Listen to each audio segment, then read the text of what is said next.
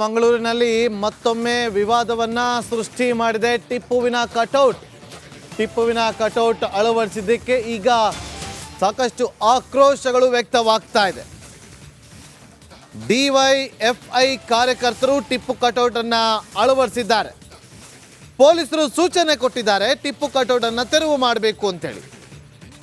ಆದರೆ ನಾವು ಯಾವುದೇ ಕಾರಣಕ್ಕೂ ಕೂಡ ತೆರವು ಮಾಡೋದಿಲ್ಲ ಅಂತ ಹೇಳ್ತಿದ್ದಾರೆ. ಕೊಣಾಜಿ ಠಾಣಾ ವ್ಯಾಪ್ತಿಯ ಹರೇಕಳೆಯಲ್ಲಿ ನಡೆದಿರುವಂಥ ಘಟನೆ ಇದು. ಫೆಬ್ರವರಿ 27ರಂದು ಡಿವೈಎಫ್ಐ 12ನೇ ರಾಜ್ಯ ಸಮ್ಮೇಳನ ನಡೆಯುತ್ತೆ. ಆ ಸಮ್ಮೇಳನ ಪ್ರಯುಕ್ತ ಡಿವೈಎಫ್ಐ ಕಾರ್ಯಕರ್ತರು ಈ ಟಿಪ್ಪುವಿನ ಕಟೌಟನ್ನು ಹಾಕಿದ್ದಾರೆ. ಕಟೌಟನ್ನು ಹಾಕುವಾಗ ಕಾರ್ಯಕರ್ತರು ಪೊಲೀಸರ ಅನುಮತಿ ಪಡೆಯಬೇಕಿತ್ತು.